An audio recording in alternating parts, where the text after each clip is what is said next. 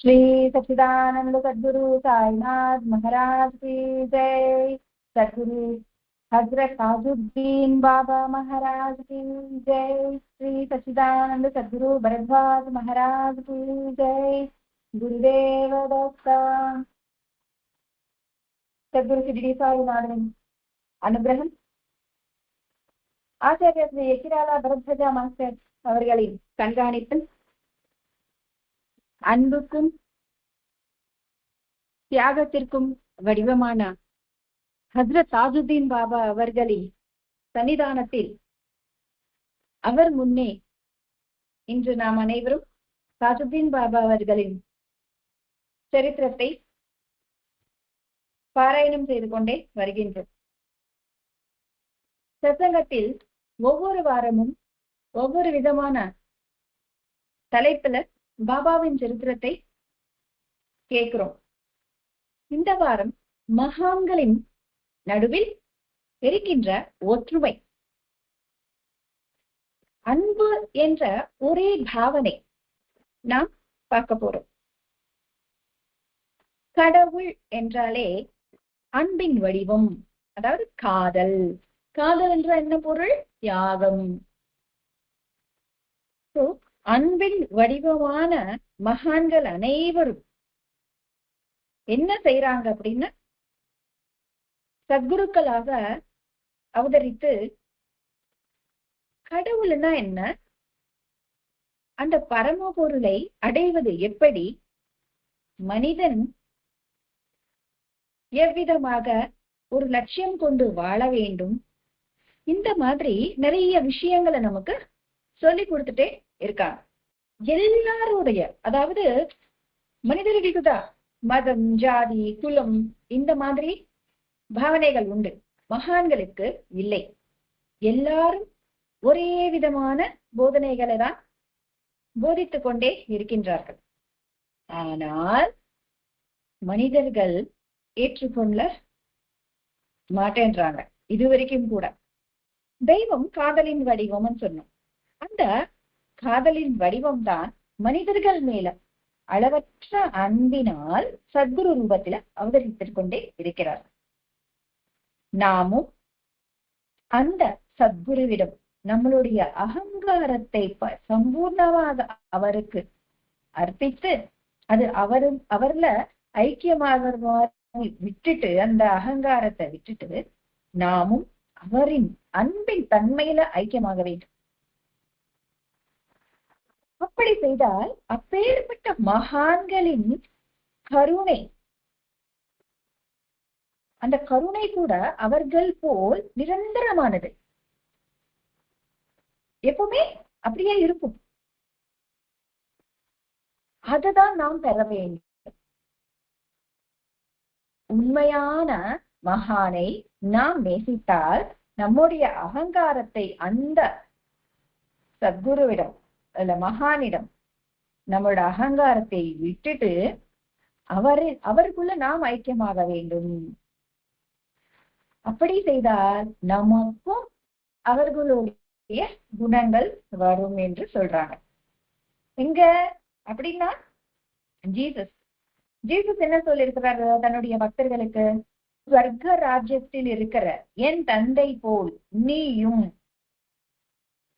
தூய்மை இரு அப்படி சொல்லிட்டு ஜீசஸ் அந்த ஸ்வர்கராஜ்யத்தில் இருக்கிற தந்தைக்கு நீங்களும் பிள்ளைகளாகலாம்.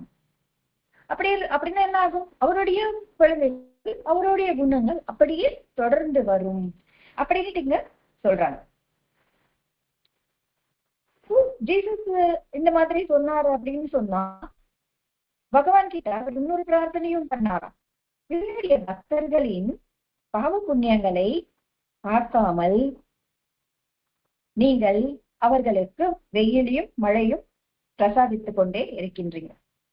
அப்போ கடவுள், அதாவது மகான், அதாவது பரம்பொருள், ஞானம், எது வேணாலும் எடுத்துக்கோங்க, அவங்களுடைய கருணை, அந்த கருணையை நமக்கு எப்படி கொடுக்குறாங்க?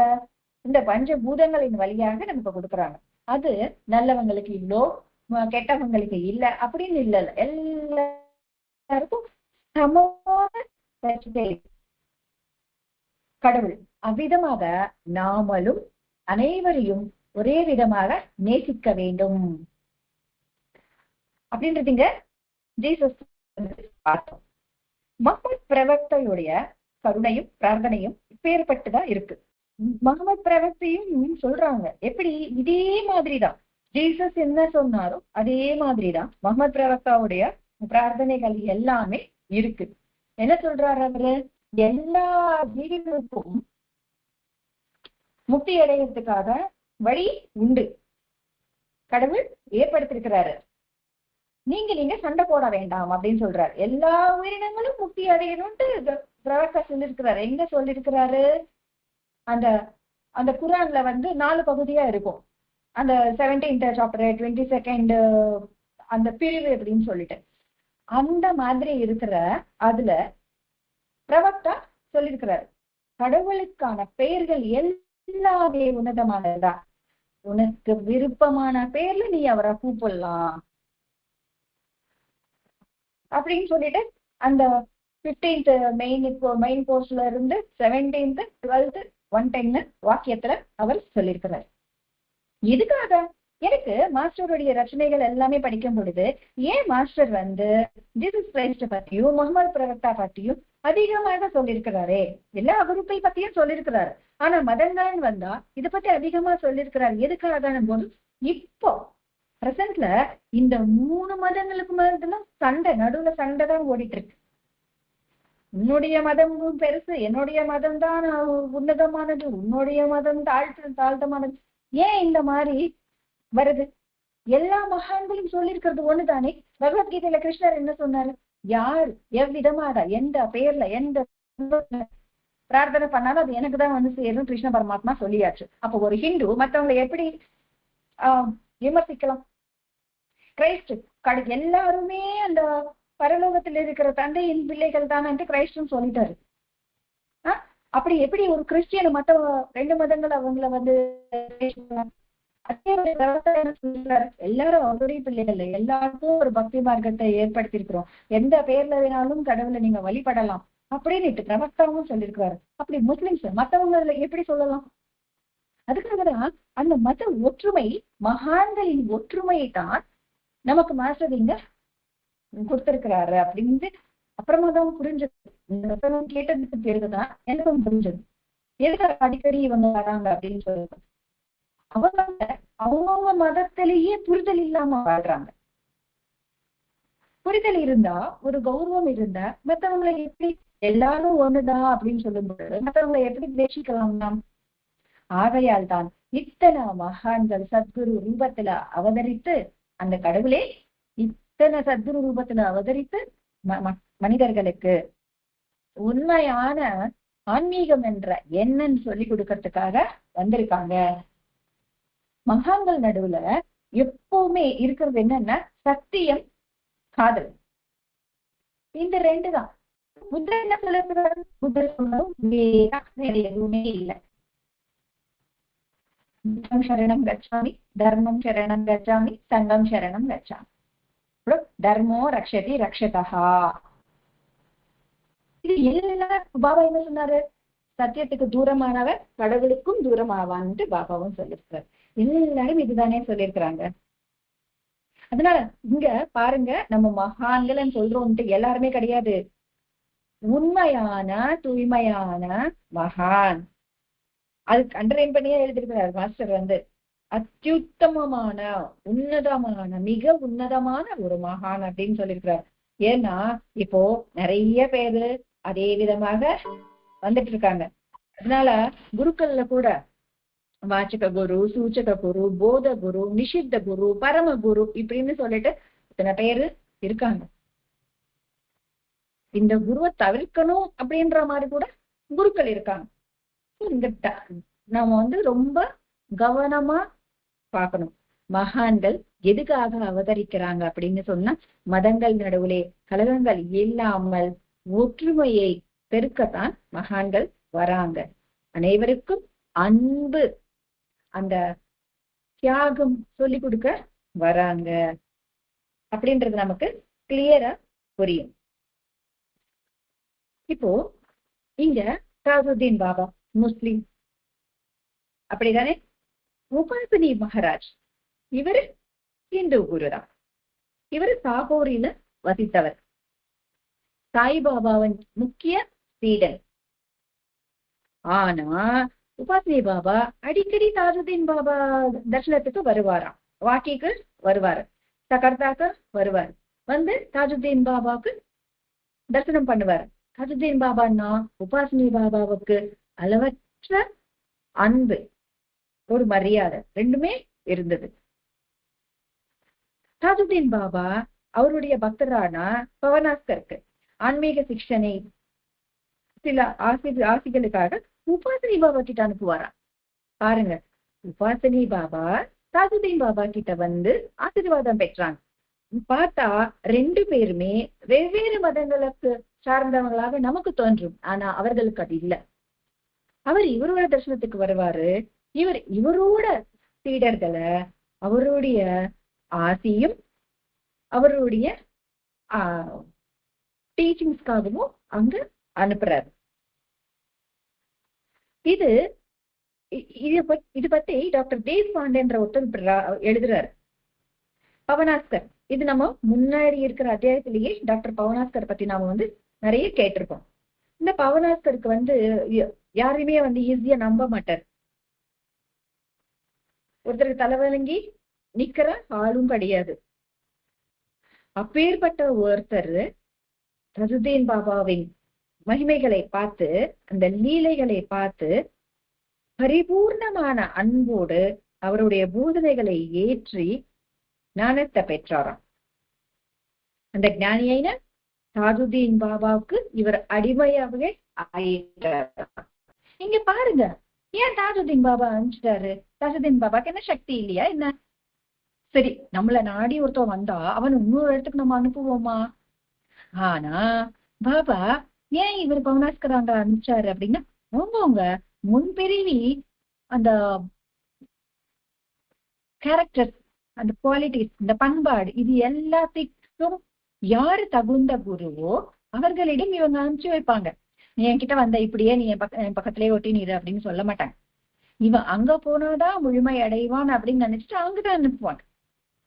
அப்படி அங்க அனுப்பிச்சிருக்கிறாரு. இதே மாதிரி பாருங்க, நம்ம ஷிரடி சாய்நாதர் கூட அவருடைய பக்தர்களை தாஜுதீன் பாபா கிட்ட அனுப்பிச்சிருக்கிறாரு. தாஜுதீன் பாபாவும் அவருடைய பக்தர்களை ஷிரடி சாய்பாபாவிடம் அனுப்பிச்சிருக்கிறாரு. ஏன்னா ஒவ்வொருத்தரும் செய்யற வேலை என்னன்னா எல்லாரையும் நல்வழிப்படுத்துவது, அனைவருக்கும் தூய்மையான வாழ்க்கையையும் அன்பையும் சொல்லி கொடுக்கறதுக்கு தான் இவங்க இத செஞ்சிருக்காங்க. இந்த மாதிரி உபாசினி பவனாஸ்கர் உபாசினி பாபா மேல அவருக்கு ஒரு நம்பிக்கை வந்துடும், குருவாக ஏற்றுக்கொள்வார். இங்க என்னன்னா இன்னொரு விஷயம், பாட்னால வசிக்கும் பீர் சாஹேப், பிரம்மச்சாரி பாபா, தாஜுதீன் பாபா, கடைசியாக உபாசினி மகாராஜ், இவங்க எல்லாருமே சேர்ந்து, ஏன்னா பவனாஸ்கர் கதையில நம்ம இங்க எல்லார பத்தியும் கேட்டிருப்போம். பவனாஸ்கருடைய ஆன்மீக டெவலப்மெண்ட்டுக்காக இவங்க போராடி இருக்கிறாங்க. பாருங்க, ஒரு பக்தனின் ஆன்மீக மேன்மைக்காக இத்தனை மகான்கள் போராடுறாங்க, எப்படி நல்வழி காமிக்கிறாங்க. ஏன்னா எல்லா இடத்துலயும் செல்லு, எல்லா மகான்களுடைய தன்மையை நீ பாரு, அப்பதான் இருப்பது ஒரே ஒரு சக்தி. அந்த சக்தி சொல்லி கொடுக்கறதும் தூய்மையான வாழ்க்கை, சத்தியம் அப்படின்றது புரியும். உடனே பிடிச்சுக்கிட்டா நான் நம்புறதுதான் உண்மை, மத்தது இல்லைன்னு சொல்லிடுவாங்க. அப்படி கிடையாது. எல்லா இடத்துக்கும் போ, எல்லாம் தெரிஞ்சுக்கோ. இப்ப இருக்கிற குருக்கள் அட்லீஸ்ட் குரு சரித்திரம் கூட படிக்க வேணாம்னு சொல்லி கொடுக்குறாங்க. ஏன்னா குரு சரித்திரம் படிச்சா உண்மையான குரு எப்படி இருப்பாங்கன்னு தெரிஞ்சிடும் இல்லையா?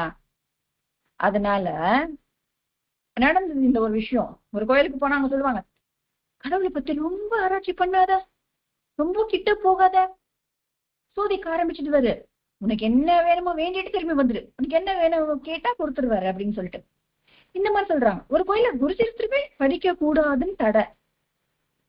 மக்கள் கூட அப்படி நம்பிடுறாங்க. ஐயோ இந்த புக்கு வந்தது, எங்க வீட்டுல அப்படியே இருந்த பிரச்சனைகள் எல்லாமே பெருசாயிடுச்சு, பெருசா இருந்தா திருப்பி கியூர் ஆகும், ஆனா இந்த மகான்கள் எல்லாம் என்ன சொல்றாங்க, யோசிக்க தூண்டி விடுறாங்க. நம்ம மாஸ்டர் என்ன சொன்னாரு, இப்பவுமே பிரசன்ட்ல இரு, சிந்தி, இது என்ன இது என்ன இது என்ன, ஏது உண்மை அப்படின்ற ஒரு புக்கை எழுதி கொடுத்திருக்கிறாரு. எதுக்கு நம்மளும் சிந்திக்கணும், சிந்திக்கும் போதுதான் உண்மை தெரியும். என்கிட்ட 4 பேர் வந்துட்டாங்கன்னா அப்படி அவங்களுக்கு இதை படி அதை படின்னு சொல்ல மாட்டோம். ஏன்னா அவங்களுக்கு நாலேஜ் வந்துச்சுன்னா நம்ம விட்டு போயிடுவாங்களோன்ற பயம். இது எல்லாமே போலி குருக்களுக்கான குவாலிட்டிஸ்.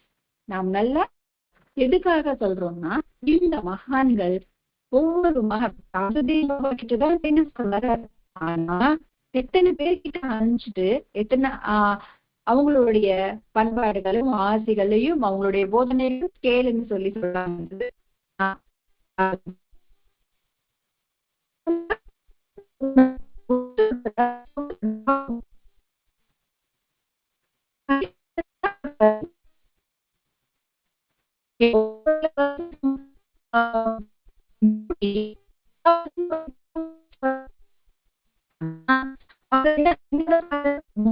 இருக்கிறாரோ அப்படின்னு சொல்றாரு.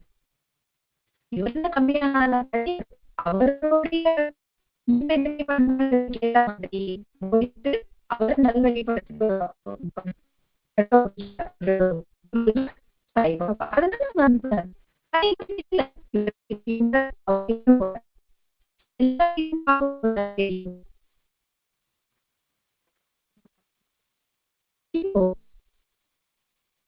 நிறைய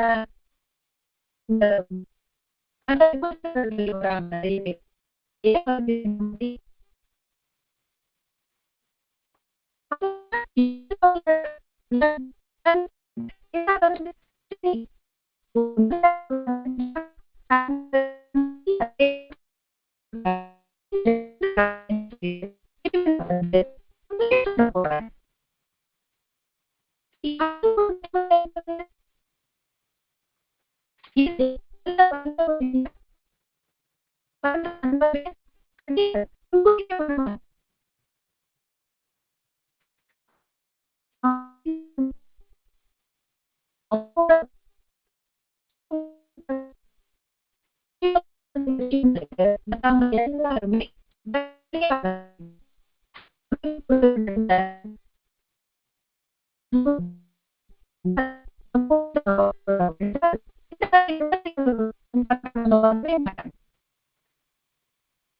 இப்போ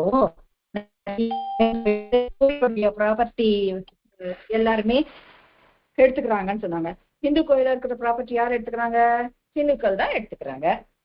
அப்போ நிறைய ஃபண்ட்ஸ் எல்லாமே வருது சர்ச்சுக்கு, அதுக்கான எல்லாமே பர்ஃபெக்ட்டா யூஸ் ஆகிறது இல்லை, அது எல்லாமே யூஸ் பண்ணிடுறாங்க. அது யார் யூஸ் பண்றாங்க? கிறிஸ்டியன்ஸ் தான் அபகரிக்கிறாங்க.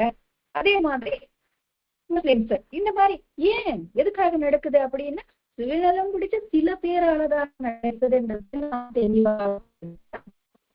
இஸ்லாம் மதம், இந்து மதம், எந்த ஒரு மதத்துக்கு சார்ந்தவராயினும்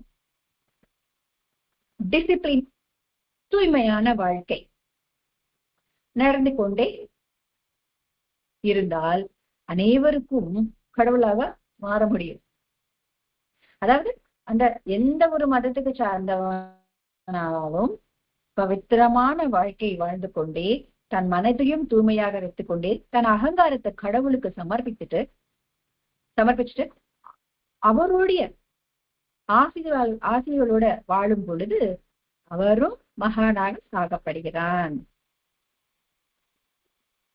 அப்படி இருக்கும்போது அந்த சூழ்நிலை தூய்மையான மனம் கொண்டு வாழும் பொழுது கடவுள் அவர்களுக்கு சில சக்திகளை கொடுப்பார்.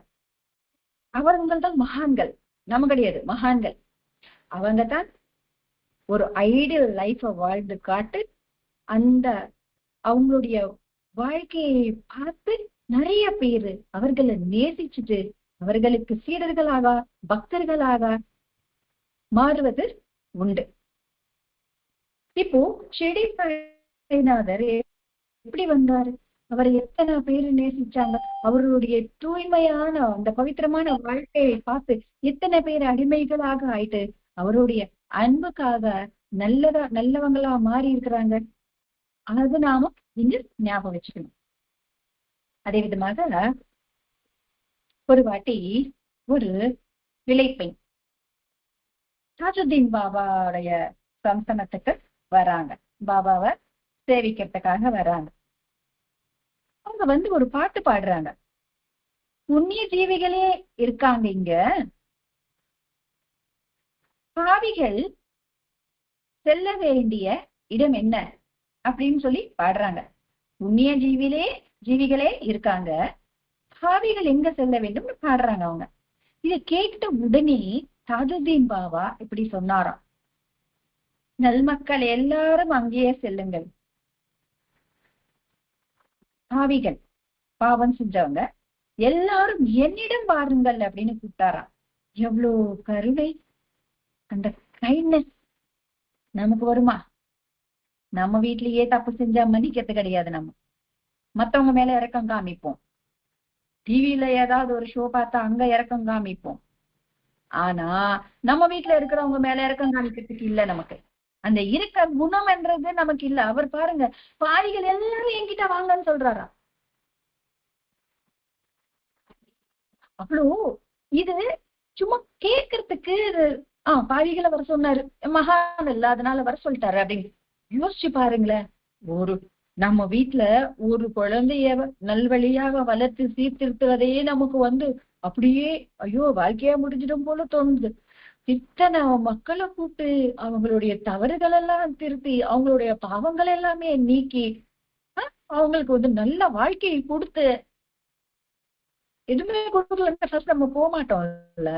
ஆனா நம்ம கேட்டது எல்லாமே கொடுத்து நம்மளுடைய தீய குணங்களை தேய்ச்சி பாபா கூப்பிட்டுட்டாருன்னா, ஷிரடி சாய்நாதர் விஷயத்துல மாஸ்டர் எழுதுவாரு. என்னன்னு எழுதுவாரு? பாபா அந்த காசுகள், செல்லா காசுகளை தேய்ப்பாருல்ல, அது தேய்க்கும் போது அவர்களுடைய தீய குணங்களை அவர்களே அறியாமல் செஞ்ச அந்த குணங்கள் எல்லாமே தேய்ச்சி பாபா போக்கிட்டு அவங்களுக்கு நற்குணங்களை, நல்வாழ்க்கையை கொடுக்குறாரு, நல்ல பண்பாடை கொடுக்குறாரு, நல்ல கல்ச்சர் அவங்களுக்கு சொல்லி கொடுக்குறாருன்னு மாஸ்டர் எழுதுறாரு.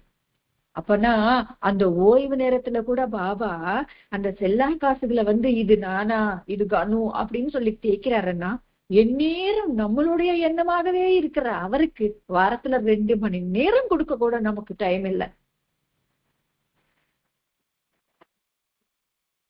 பாவிகளை கூப்பிட்டாரு. ஜீசஸ் சொல்றாரு, என்ன சொல்றாரு?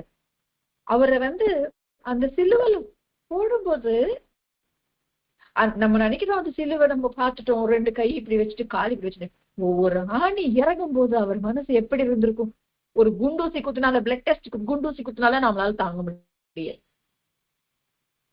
அப்படியே ஏற்பட்டது. அந்த ஆணிகளை இறக்குறாங்க. இறக்கும் போது அவர் சொல்றாரு, பரலோகத்திருக்கிற என் தந்தையே, இவர்கள் அறியாமல் செய்கின்ற பாவங்களை மன்னிச்சு விடுங்கன்னு கேட்கிறாராம். அதுதான் உண்மையான மகானின் குணம், உன்னதமான மகானின் குணம். அத புரிஞ்சுக்கணும். எந்த ஒரு விஷயத்தையும் மத்தவங்களுக்கு நடந்து அவங்க சொன்னாங்க அப்படி பார்த்தோம்னா நம்ம மனம் அனுபூதியை பெறாது. அனுபவத்தை எக்ஸ்பீரியன்ஸ் அனுபவிக்க முடியாது.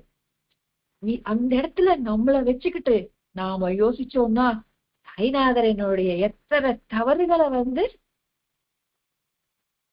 நீக்கிருப்பாரு, எத்தனை தவறுகளை மன்னிச்சிருப்பாரு.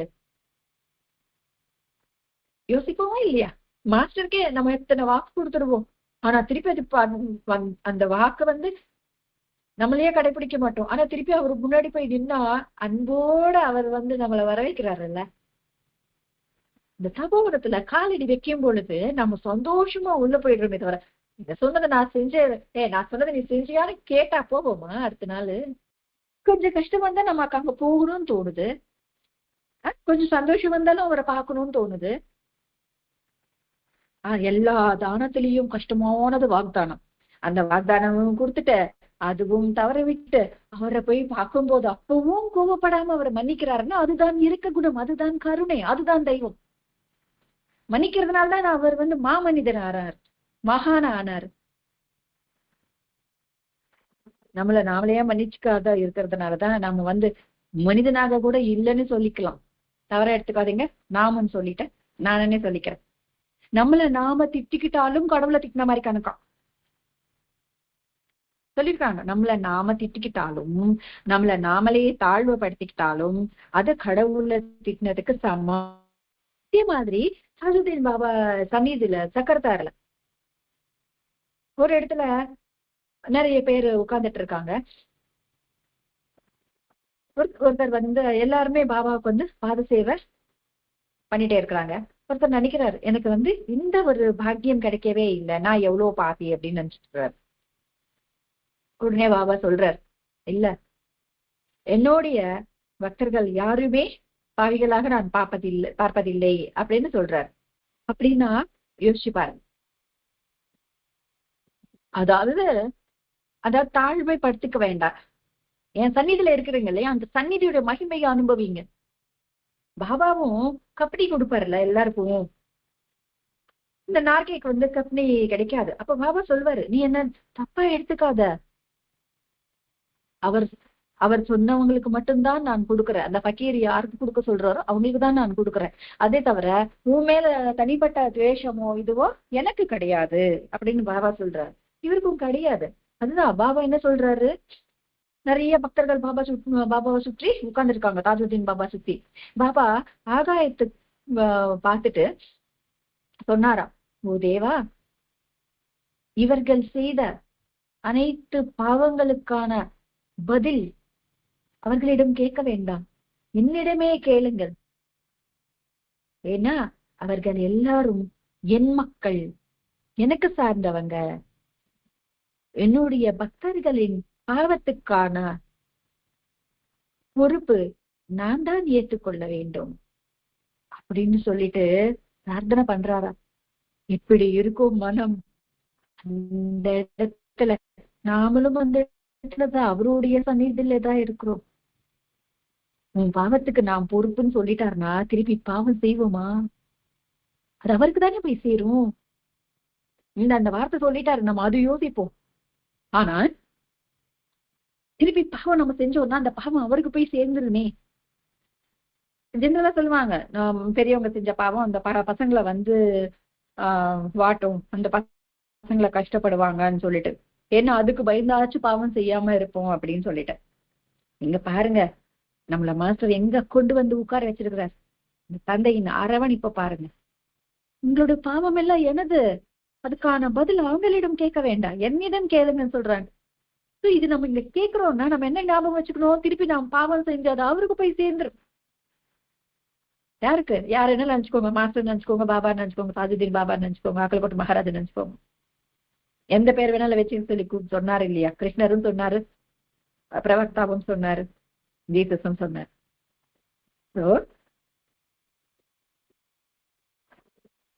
பெற்ற தாயை விட அதிகமான அன்பு கொண்டவர் கடவுள். எதுக்காகவும் நம்மளை கவலைப்பட விடமாட்டார். அவர் எத்தனை விஷயங்கள் செஞ்சிருக்கிறார். நிறைய பேருக்கு சேவையும் செஞ்சிருக்காங்க, அவங்களுடைய நோய் குணப்படுத்திருக்கிறாங்க. உண்மையான கோரிக்கைகளை அண்டர்லைன் பண்ணிருக்காங்க மாஸ்டர். உண்மையான கோரிக்கைகளை உடனுக்குடையாக நிறைவேற்றிக் கொண்டே இருக்கிறார். ஆன்மீக உயர்வை கேட்டவர்களுக்கு உன்னதமான இடத்துக்கு கூட்டிட்டு போயிருக்கிறார். அப்படி இருக்கிறச்ச நாம் ஞாபகம் வச்சுக்க வேண்டியது கடவுளுடைய கருணை. கடவுள் நம்ம கிட்ட என்ன கேட்கிறார்? எல்லா மகான்களுடைய ஒற்றுமைதான் நாம் இங்க பாக்குறோம். மகான்கள் வந்த காரியம் என்ன என்பதும் பாக்குறோம். சாஹேப் பாபான்ற இன்னொருத்த பக்தர் குரான்ல இருக்கிற ஒரு ஸ்லோகம்னு வச்சுக்கலாம். அந்த ஸ்லோகம் அவருக்கு புரியலையா. உடனே பாபா இது எனக்கு புரியுறபடி செய்யுங்கன்னு சொல்லிட்டு பிரார்த்தனை பண்றாரு. பாபா சிரிச்சு கொண்டே அவரிடம் சொல்றாராம், பார்வையற்றவர்கள் கூட இங்க வந்தா படிக்க முடியும் அப்படின்னு சொல்லிட்டு அவருடைய பக்தர்களை காமிக்கிறாராம். இதுல நமக்கு என்ன புரியுது? கண் பார்வை இல்லாதவங்க கூட பாபா சன்னதியில படிக்கலாம். இதுதானே நமக்கு புரிஞ்ச விஷயம். இந்த விஷயத்துல அவருடைய பாவனம், அதாவது அந்த வார்த்தை பாபா ஏன் சொன்னார் அப்படின்னு சொன்னா, குரான் படிக்கிறதுக்கான ஒரு அறிவு இருக்கும்ல, படிப்பறிவு. அந்த படிப்பு அறிவும் புரிஞ்சிருக்கிற அறிவும் இல்லாத போதிலும் குரான் உடைய போதனைகளை போதிப்பதனால், பாபாவின் கருணையால் அந்த இடத்துல இருக்கிற எல்லாருமே தம்முடைய தேக பாவத்தை மறந்து பகவானிடம் திருஷ்டியை அதாவது மனதை பகவானிடம் நிறுத்துறாங்க. பாருங்க, அது நமக்கு என்னன்னா குருடங்களுக்கு கூட படிக்கலாம் அப்படின்றது ஈஸியா நமக்கு புரியும். ஆனா அவங்க என்ன சொல்றாங்க, படிக்கிற அறிவு இல்லாட்டியும், படிச்சுட்டு புரிஞ்சுக்கிற ஞானம் இல்லாட்டியும், இந்த இடத்துல உட்கார்ந்து சொல்வதனால், அதாவது பாபா வாயிலாக குரான் தன்மைய, குரான் போதனைகளை கேட்பதனால, அவருடைய கருணையால எல்லாருமே நமக்கு இந்த தேகம் இருக்கின்ற பாவனையே மறந்து அந்த இடத்துல தம் மனதை ஒருநிலைப்படுத்துறாங்களா. யார் இடத்துல? கடவுள் இடத்துல ஒருநிலைப்படுத்துறாங்க. அதுவா இதுக்கான அர்த்தம். அதாவது என்ன சொல்றாங்க இங்க குறிப்பா, தாஜுதீன் பாபா சந்நிதியில் சுய அனுபவம் தான் முக்கியமானது. புத்தக ஞானம் புக்வாமா இருந்து ஒண்ணும் இல்ல. புக்வாமா அதை விட புத்தக ஞானம், புத்தகத்துல படிச்சு தெரிஞ்சுக்கிறத விட தாஜுதீன் பாபா சந்நிதியே அவர்களுக்கு எல்லாமே தரக்கூடிய வல்லமை பெற்றது அப்படின்னு சொல்றாங்க. மாஸ்டர் எழுதுவாரு சாயி சந்நிதி கிரந்தத்துல. அவருடைய சந்நிதியால நம்மளா அங்க மாறிடணும் அப்படின்னு போக மாட்டோம். ஆனா அவருடைய சந்நிதி உடைய எஃபெக்ட் நம்மள மாத்தோம். இதுக்கு குசாபாவு இதுதான். இன்னும் நிறைய மந்திரங்களை கத்துக்கணும், என்ன விமர்சிச்சவங்க எல்லாருமே தண்டிக்கணும் அப்படின்னு சொல்லிதானே பாபா கிட்ட வர்றாரு. எனக்கு 5 சக்திகள் இருக்கு, எனக்கு 10 சக்திகள் வேணும் அப்படின்னு சொல்லிட்டு அவர் பாபா கிட்ட வர்றாருன்னு வச்சுக்கலாம். நம்பர் நமக்கு புரியறதுக்காக. பாபா உள்ளேயே வராதா, மசீதுக்குள்ளேயே விட மாட்டார், போவலையே அப்படின்னு சொல்லிட்டு வரு, அங்கேயே இருப்பாரு. ஏன்னா இன்னைக்கு ஆச்சும் ஒரு கருணிப்பாரு, நமக்கு ஒரு சக்தி கிடைக்கும் அப்படின்னு சொல்லிட்டு சில நாட்கள் இருப்பாரு. 1 மாசம் கிட்டத்தட்ட ஆயிடும் நினைக்கிறான், மாட்டாரு. சரி, மசீதுக்குள்ள வரணும்னா அவருக்கு ஆசை இல்ல, மசீதுக்குள்ள போயிட்டா அவர் அனுகிரகம் கிடைச்சிடும் அப்படின்ட்டு. மசீதுக்குள்ள வரணும்னா உனக்கு இருக்கிற அந்த அணுசக்தி 5ன்றது நம்ம நாலேஜுக்காக வச்சுக்கிறோம், உனக்கு இருக்கிற அந்த சக்திகளை கோதாவரில விட்டுட்டு வாடா அப்படின்றாரு. இருக்கிறதுக்கு அதிகரிக்கிறதுக்காக நான் இங்க வர, இருக்கிறதை விட சொல்றாரு இவரு அப்படின்னு நினைச்சிட்டு நானா இருந்து ஓடி வந்துருவேன். இருக்கிறத வச்சுட்டு எப்படியோ பண்ணிக்கலாம், மேனேஜ் பண்ணிக்கலாம் அப்படின்னு சொல்லிட்டு. ஆனா உஷாபாபு அது விட்டுறாரு. அங்க அவரை விட செய்தது என்ன? அவரோட அறிவா இல்ல, கடவுளின் கருணை, கடவுளின் அனுகிரகம், அவரின் சந்நிதி, அவர் இருக்கிற இடம் அப்படி ஏற்பட்டது. ரமண மகர்ஷி ஆசிரமத்துல பாம்பும் மயிலும் இருந்ததா? ரெண்டுமே எப்படி இருக்கும்? ரெண்டுமே விருத்தமானது தானே. ஆனா அங்க ஸ்நேகபாவம் வந்துரும். ஏன்னா அவங்களுடைய தூய்மையான வாழ்க்கையால, அவங்களுடைய தவோ பலத்தினால. அந்த மாதிரி அவருடைய சந்நிதியே குரானும் படிச்சு அறிவு பெற்றதை விட நல்ல அனுபவத்தை தரக்கூடியதுன்னு சொல்லிட்டு இங்க மாஸ்டர் எழுதுறாரு. மகான்கள் சந்நிதி எல்லாமே அதுதான். ஒரு புக்கே படிச்சா புரியாது தாசகனுக்கு, பாபா சிம்பிளா சொல்லிடுறாருல்ல. அந்த மாதிரி அந்த சுய அனுபவம் தான் நாமளும் மகான்களின் தரிசனத்துக்கு செல்லும் பொழுது நாம் நம்மளுடைய மனதை தூய்மையாக வச்சுக்கொண்டால் அதுல அவங்களுடைய போதனைகள் ஆட்டோமேட்டிக்கா நம்ம மனசுல உட்காரும். அதுக்காக நம்ம தேட தேவையில்லை. மகான்கள் அனைவரும் ஒன்றுதான், அனைவரும் பாடுபடுவது மனிதனின் உயர்வுக்காகத்தான். மனிதனுக்குள்ள வர வேண்டியது என்ன? அகங்காரத்தை விட்டுட்டு தூய்மையான வாழ்க்கையும் சத்தியத்தையும் அன்பையும் கடைபிடிக்க வாழ வேண்டும் என்று சொல்வது மட்டும்தான் மகான்களின், எல்லா மகான்கள், உன்னதமான உண்மையான மகான்களின் ஆசை, கடவுளின் ஆசை.